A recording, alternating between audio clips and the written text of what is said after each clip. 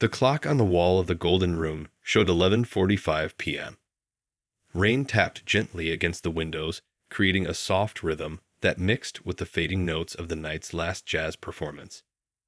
May wiped down table 14, her final table of the evening, while humming along to the melody still playing in her head.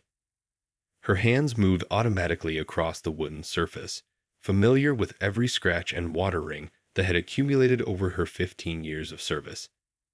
The burgundy carpet beneath her feet had worn thin in places, marking the paths she'd walked thousands of times. Tonight, those familiar paths felt different. Her comfortable black shoes, the ones she'd bought specifically because they could handle 12-hour shifts without complaint, seemed to carry extra weight with each step.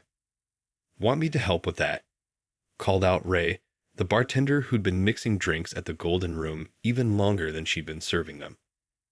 He was already stacking the last of the clean glasses, their surfaces catching the warm glow of the vintage chandeliers overhead. "I've got it," Mai replied, her voice carrying the same warmth it had held for all these years. "You know me. I like finishing things properly." She straightened a chair that was slightly out of place, adjusting it with the precision that had become second nature. The night had been busy, like most Fridays at the club. Earlier, she'd served a party of 6 celebrating a retirement, a nervous couple on their first date, and her regular customer, an elderly gentleman who ordered hot tea with honey every single Friday and told her stories about the jazz clubs of the 1960s. Each table, each interaction, had been stored away in her mental collection of memories. As she moved to the server station to get fresh napkins for the table settings, her fingers brushed against the smooth surface of the pendant hanging around her neck, a small golden microphone her grandmother had given her years ago. "Music feeds the soul just like food feeds the body," her grandmother used to say while cooking in their tiny kitchen, always with some old tune playing on the radio. The kitchen staff was finishing their cleanup, the clatter of pots and pans creating their own kind of percussion in the background. The smell of garlic and herbs still lingered in the air, mixing with the subtle scent of lemon cleaning solution. Through the kitchen's swinging doors, she could hear Miguel, the dishwasher, whistling the same jazz standard that had opened tonight's show.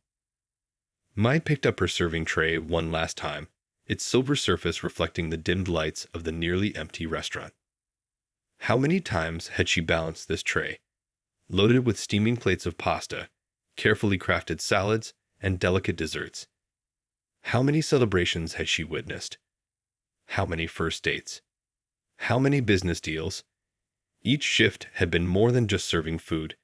It had been about serving moments in people's lives. She reached into her apron pocket and felt the folded piece of paper that had been burning a hole there all evening. The contract. Tomorrow everything would change, but tonight she was still just the waitress who knew everyone's usual orders and could carry 4 plates at once without breaking a sweat. As she arranged the last set of silverware on table 14, perfectly aligned the way she'd been taught on her very first day, May caught her reflection in the restaurant's window. The same person who had walked through those doors 15 years ago, looking for any job that would pay the rent, was now standing there with an entirely different future ahead of her. "Hey," Ray called out again, this time softer. "You're still coming in tomorrow night, right? The usual crowd will riot if you don't." A smile spread across May's face as she gave the table one final wipe. "Wouldn't miss it for the world," she replied. "But tomorrow, I'll be on the other side of this table." The rain outside had settled into a gentle mist, and somewhere in the distance, a car horn played its own solo against the quiet of the night. May took one last look around the dining room, taking in the sight of the empty tables waiting for tomorrow's guests. Each one held a story, and after tomorrow, she would be telling her own. The scent of fresh tortillas and simmering beans always filled the tiny apartment above Abuela Rosa's restaurant. Every morning, long before the sun peeped through the cracked windows, Mai would wake to the sound of her grandmother's voice floating up through the floorboards. The old songs, sung in a mix of Spanish and her grandmother's native Cantonese, were as much a part of breakfast as the coffee brewing downstairs. "Come help me in the kitchen, little songbird," Abuela Rosa would call up the narrow staircase. The nickname had stuck ever since Mai was 5, caught singing to the potted plants on their small balcony. The wooden steps creaked under May's feet as she made her way down, each board marking time like the measures in her grandmother's songs. The restaurant kitchen was May's first classroom, and Abuela Rosa her first teacher. "Listen," she would say, holding up a wooden spoon like a conductor's baton. "Everything in the kitchen has its own music." She wasn't wrong. The sizzle of onions hitting hot oil created a delicate crescendo. The steady thump of the knife against the cutting board kept time.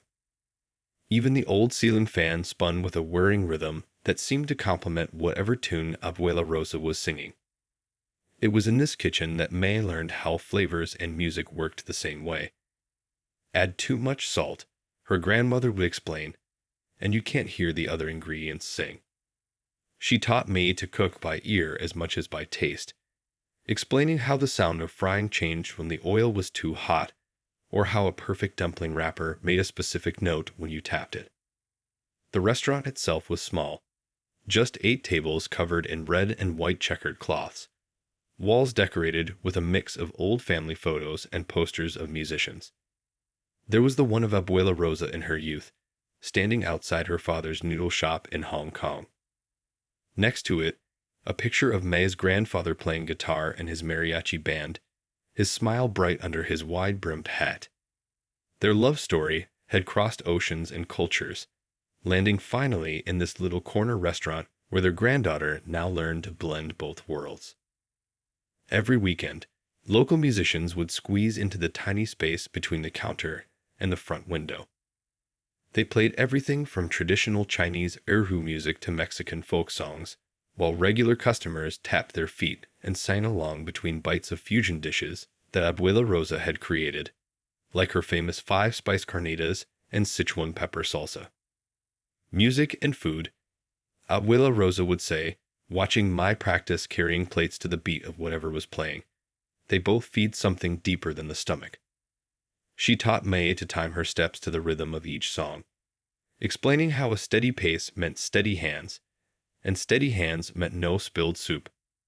The old radio in the kitchen was always on, its antenna wrapped in foil and positioned just so to catch the local jazz station.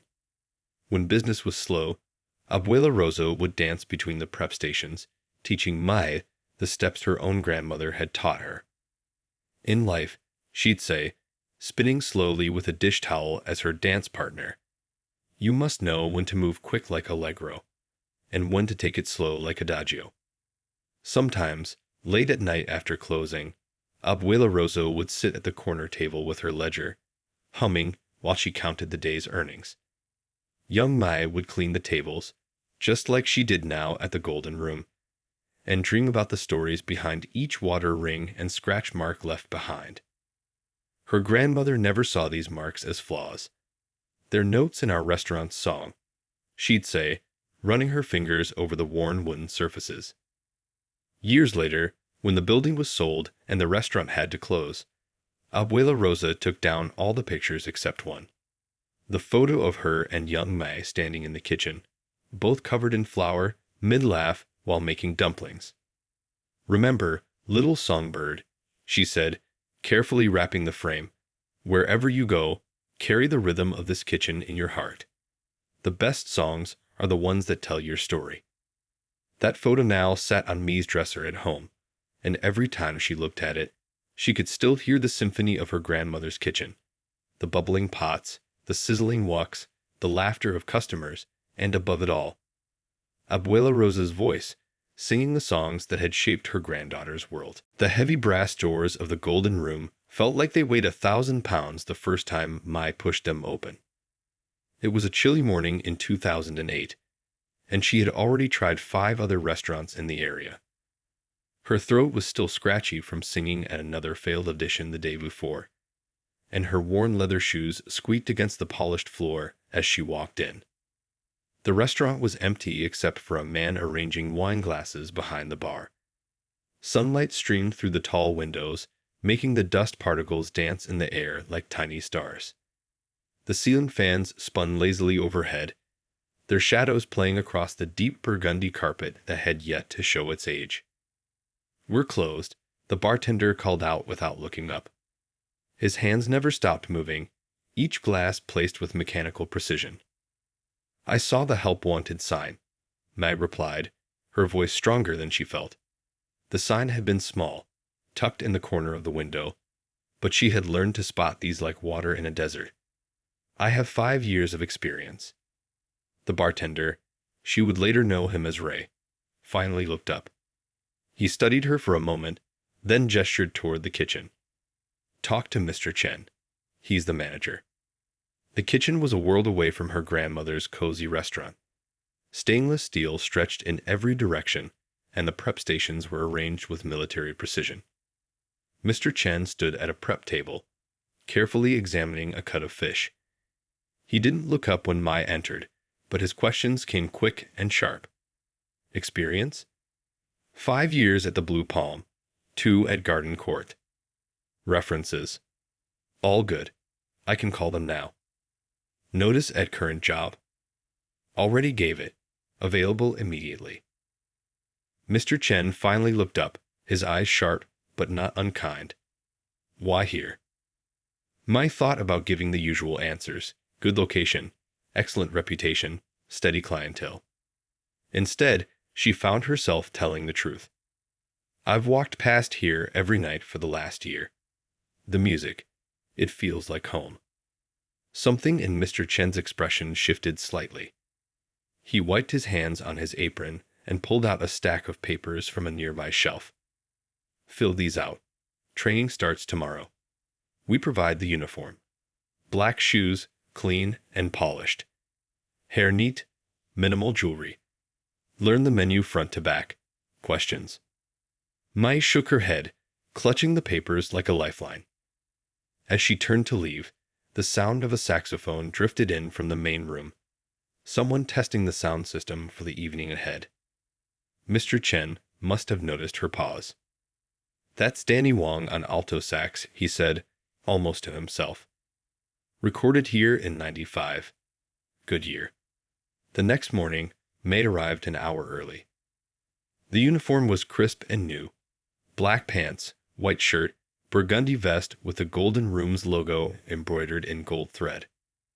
Her grandmother's pendant was tucked safely beneath the collar, a small weight against her chest reminding her of where she came from. The daytime staff moved differently than at her previous jobs. There was a rhythm to their work, like a well-rehearsed orchestra. The way they carried plates, how they timed their trips to the kitchen, even how they cleaned, everything flowed. Mai watched and learned, adding these new rhythms to the ones she already knew. During her breaks, she would sit at the empty bar, studying the walls covered in photos of jazz legends who had performed there over the decades. Some nights, between serving courses, she would catch herself swaying to the music, her feet automatically finding the beat as she balanced plates and glasses. The regulars started to notice. Old Mrs. Wu, who came every Wednesday for the early bird special, would tap her cane in time with May's steps. Mr. Parker, who always sat at the corner table, would smile when he caught her mouthing the words to whatever standard was playing. "You've got music in your walk," he told her one evening as she cleared his coffee cup. Just like the old days when servers knew every song by heart. Slowly, the Golden Room became more than just another job. The weight of the serving trays became familiar, like an instrument she'd been playing all her life. She learned which floorboards creaked, which tables wobbled slightly, which chairs needed a gentle touch. She memorized not just the menu, but the stories behind each dish, who created them when they first appeared, which wine paired best with each one. At night, after her shift, Mai would sometimes stay to watch the performers, learning from the way they worked the room, how they connected with the audience, how they made each song their own. She'd clean tables in time with the music, just like her grandmother had taught her, adding her own quiet harmony to the Golden Room's nightly symphony. Table 7 had the best view of both the stage and the entrance, tucked away in a corner that somehow caught all the perfect angles of light from the vintage chandeliers. every Tuesday and Friday at exactly 7:15 p.m. Mr. Wu would walk through the brass doors, adjust his wire-rimmed glasses, and make his way to that same table. His routine was as reliable as a metronome. 1 whiskey sour, the grilled salmon, no capers, and a side of steamed vegetables. Mai hadn't known who he was during those first few months. To her, he was just another regular customer, the one who always left generous tips and seemed to know every song the band played. He would sit there, eyes closed sometimes, one finger tapping gently against his glass in perfect time with the music. "The ice is starting to melt in your drink, Mr. Wu," Mai said one evening, already holding a fresh whiskey sour. After 3 months of serving him, she had learned to time his second drink perfectly, just as the ice in the first began to water down the bourbon. He looked up at her with surprise that quickly melted into a warm smile. "You notice things," he said, accepting the fresh drink. "Not many people do anymore." That night, he left an extra-large tip with a note scribbled on the receipt. "For the server who understands timing." It was Ray who finally told her about Mr. Wu's background. That man produced some of the biggest jazz albums of the 80s and 90s. He said one quiet afternoon while polishing glasses, "Half the photos on these walls are of artists he worked with. But he never talks about it unless you ask." The next time Mr. Wu came in, Mai found herself humming along to Autumn Leaves as she set down his usual salmon. His eyebrows lifted slightly, and he paused with his fork halfway to his mouth. "You're hitting those intervals perfectly," he said, setting his fork down. "Do you sing?" The question caught her off guard. "Just around the house," she replied, adjusting the water glasses on his table to hide her nervousness. "My grandmother taught me lots of old songs." Mr. Wu nodded thoughtfully. "Music isn't just about hitting the right notes," he said, his voice taking on the tone of someone sharing a secret. "It's about understanding the spaces between them. Like good service, it's all about timing and reading the room." Over the next few months, their conversations grew longer. He would tell her stories about recording sessions that went until dawn, about legendary musicians who were nervous before every show, about the way certain songs could change people's lives. Mai found herself sharing too, about her grandmother's kitchen concerts, about the auditions that led nowhere, about the songs she hummed while carrying plates. Then came that rainy Tuesday when Lisa, their regular evening singer, called in sick. The band was already set up, the tables were full, and Mr. Chen was pacing nervously by the kitchen doors. Mai was clearing Mr. Wu's table when she heard him clear his throat. "Mr. Chen," he called out, his voice carrying with the authority of someone used to running recording sessions. "I believe I have a solution to your problem." He gestured toward May, who nearly dropped the plates she was holding. "Sir, I couldn't possibly." She started, but Mr. Wu held up his hand. "I've been listening to you for months," he said quietly. "You have perfect pitch, natural timing, and you know every song in their repertoire.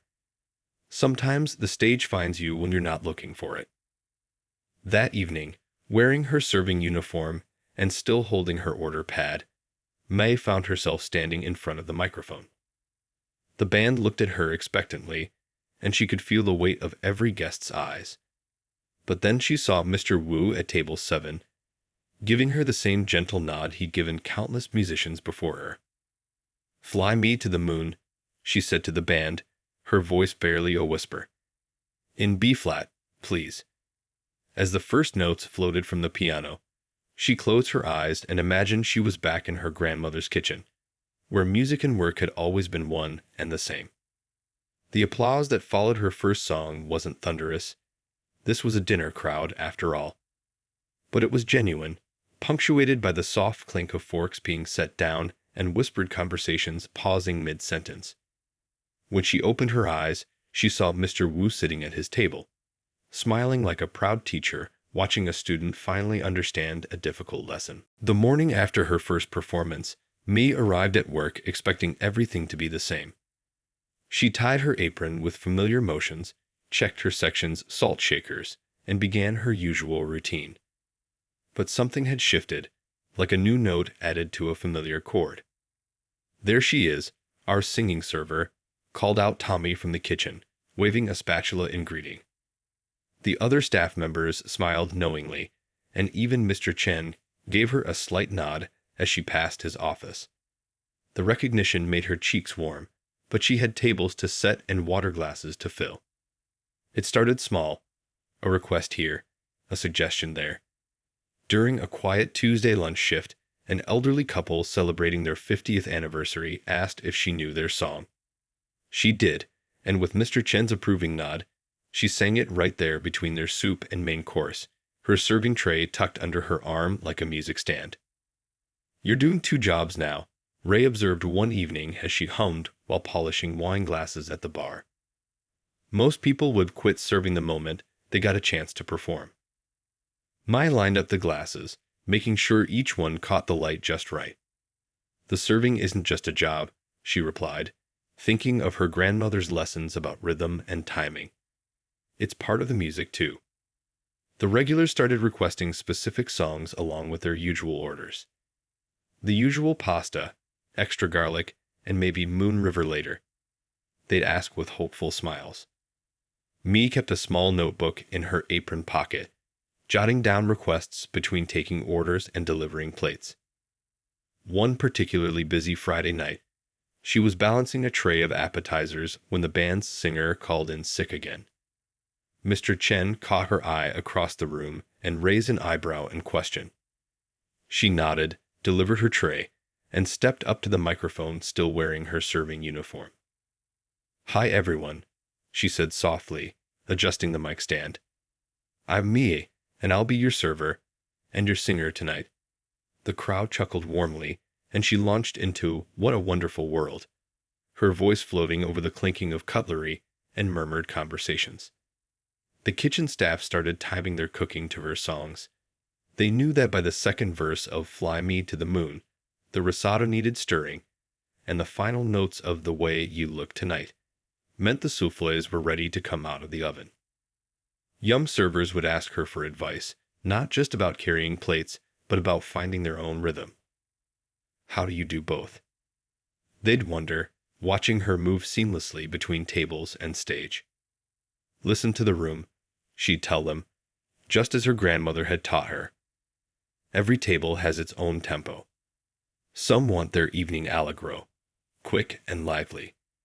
Others prefer it andante, slower, taking their time. Your job is to conduct their experience." The customers started calling her the singing server, and the local paper even did a small write-up about the Golden Room's unique entertainment. But Mi's proudest moment came when she overheard a young girl tell her mother, "I want to be like her when I grow up. She makes working look like dancing." Some nights were harder than others. There were dropped plates, mixed-up orders, and times when her voice cracked on high notes. But she learned to incorporate these moments into her performance, just as jazz musicians would weave mistakes into new melodies. Mr. Wu still came to his regular table, now proudly telling other customers, "I discovered her, you know." He beamed like a proud uncle whenever she tried a new song or mastered a particularly difficult arrangement. The other servers started leaving little notes in the break room. "You made Table 12's anniversary special," or "Thanks for the lullaby that calmed that crying baby." Mi kept every note, tucking them into the same notebook where she wrote down song requests. One evening, as she was clearing tables between sets, an old woman grabbed her hand. "You remind me of the supper clubs from my youth," she said, her eyes misty with memories. Back when dining out meant more than just eating, it was about the whole experience. Mai thought about her grandmother's restaurant, where every meal came with a side of song, and realized she wasn't just carrying on her own dream. She was keeping alive a tradition of making every meal a celebration, every table a stage, every night a performance worth remembering. The dinner rush at the Golden Room was like conducting an orchestra in the middle of a storm. Mai balanced 4 plates of steaming pasta along her left arm, while her right hand steadied a tray of wine glasses. The kitchen doors swung open and closed in their own chaotic rhythm, mixing with the sound of clinking cutlery and dozens of overlapping conversations.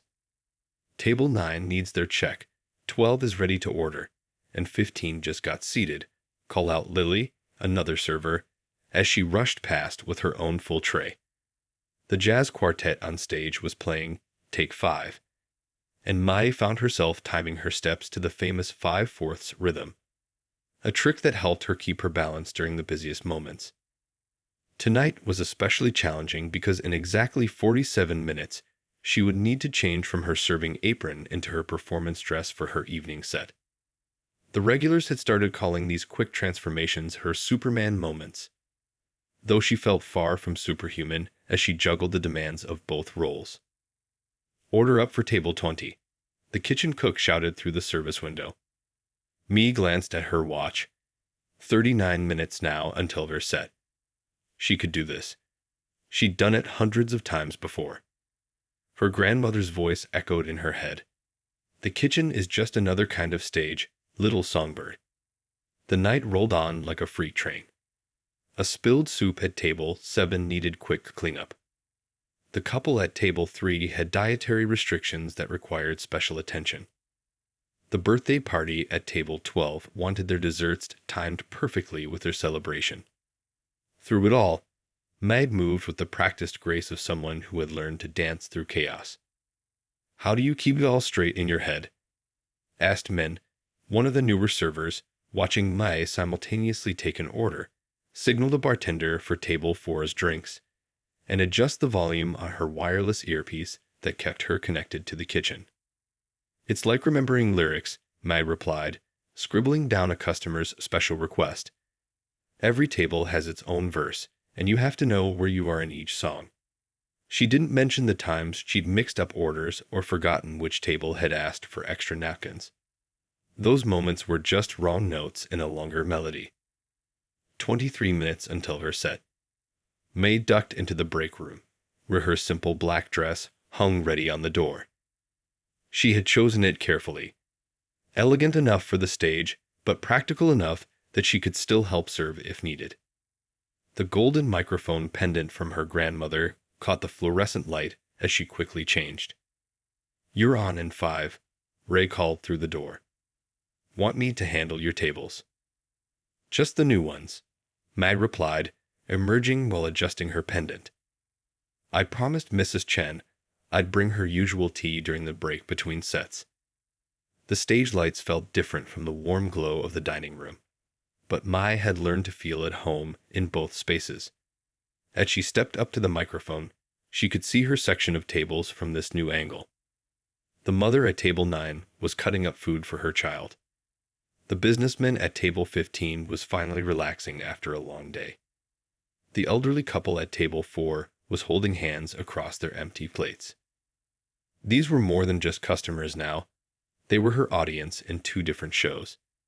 She knew their orders, their favorite songs, their special occasions. She had carried their plates and their stories, and now she would sing for them. "Good evening, everyone," she spoke into the microphone, her voice carrying over the gentle din of the restaurant. "For those who haven't been here before, I'm Mai. I was your server earlier, and now I'll be your singer." A warm ripple of laughter and applause spread through the room. Some regulars even called out their requests before she could announce her first song. Between sets, she would slip back into server mode, checking on tables, refilling water glasses, making sure everything ran smoothly. The other staff had started calling her La Mariposa, the butterfly, for the way she fluttered between her 2 worlds. But to May, it wasn't about 2 separate roles anymore. Whether she was carrying plates or carrying a tune, she was doing what her grandmother had taught her, serving moments that people would remember. As she launched into her first song of the night, she caught sight of a young waitress watching her from near the kitchen, just as she had once watched the performers while clearing tables. The girl was humming along quietly as she arranged her serving tray, and Mai smiled, knowing that the melody of this life would continue through others, each adding their own verses to the song. The late afternoon sun painted long shadows across the golden room's empty tables as Mai straightened the last tablecloth of her final serving shift. Her hands smoothed over the familiar white fabric, remembering 15 years of similar motions. Tomorrow, she would begin her new role as the restaurant's headline performer. But tonight, she needed to properly close this chapter of her story. "You don't have to do this, you know," Ray said from behind the bar, arranging glasses in their usual perfect rows. "We could have had someone else cover the shift." Mai shook her head, adjusting a slightly crooked fork. "Every song needs its proper ending," she replied, thinking of all the lessons her grandmother had taught her about endings being just as important as beginnings. The dinner service started like any other night, the usual mix of regulars and first-time visitors filling the tables. But there was a different energy in the air, like the anticipation before the final note of a beloved song. Word had spread about it being her last night as a server, and many regular customers had made special reservations. "Table 6 would like to order," called out Min, now a confident server herself. "But they insist on having you take it, one last time." At table 6 sat an elderly couple who had been coming to the Golden Room every anniversary for the past decade. Mai had served them countless meals, sung for many of their special occasions, and knew their order by heart. "The usual?" she asked, approaching their table with a warm smile. "Just like always," the wife replied, reaching out to squeeze Mi's hand. "Though it won't be the same without you serving it." As she moved through her section, memories floated up like notes from a familiar melody.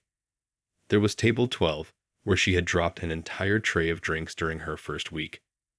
Table 9, where a young man had proposed last spring while she sang "The Way You Look Tonight." Table 4, where Mr. Wu had first noticed her singing to herself while clearing plates. The kitchen staff had prepared something special. They'd written "break a leg" in chocolate sauce around the edges of every dessert plate she served that night.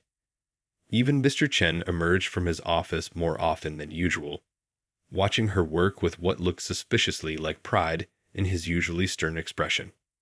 "Remember your first day?" he asked during a quiet moment, both of them standing near the kitchen doors. "You couldn't tell a whiskey sour from a gin fizz." Mai laughed, remembering her early struggles. "You made me memorize the entire drink menu that night. Said I couldn't come back until I could recite it backwards." As the evening wound down, she found herself taking extra care with each task, wiping tables a little longer, folding napkins with particular precision, carrying plates with the same grace her grandmother had taught her in that tiny restaurant kitchen so many years ago. Finally, it was time for her last table. A young family sat there, parents with 2 small children, the little girl watching wide-eyed as Mai approached with their desserts. "Are you really going to be a singer?" the girl asked, chocolate cake forgotten for a moment. "I already am," Mai replied, setting down the plates. "I just carried plates while I sang." After the last customer left, after the floors were swept and the chairs stacked, Mai stood in the middle of the empty dining room. Tomorrow, she would return as something different. No longer the singing server, but simply the singer. The thought brought both excitement and a touch of sadness. Ray appeared at her side, holding something in his hands. "We all pitched in," he said, presenting her with a small box. Inside was a silver serving tray, miniaturized and transformed into a necklace. Engraved on the back were the words, "Every song starts with service." Mai felt tears welling up as she put it on, letting it rest beside her grandmother's golden microphone pendant. The 2 charms clinked together softly, like the perfect harmony they'd always been. "Time to lock up," Mr. Chen called from his office, but his voice was gentler than usual. As Mai gathered her things from the break room one last time, she found notes tucked into her locker from other servers. Thank yous, good wishes, and memories shared. Min had written, "You taught me that serving is just another way of singing." Standing at the brass doors, ready to leave, Mai took one final look at the empty restaurant. The stage stood quiet, waiting for tomorrow. The tables rested in shadow, ready for new stories. Somewhere in her mind, she could hear her grandmother's voice.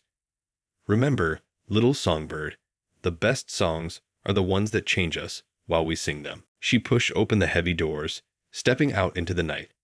Tomorrow would bring a new melody, but tonight, she carried with her every note that had brought her to this moment. From her grandmother's kitchen to the Golden Room stage, from serving trays to spotlights, from humble beginnings to standing ovations.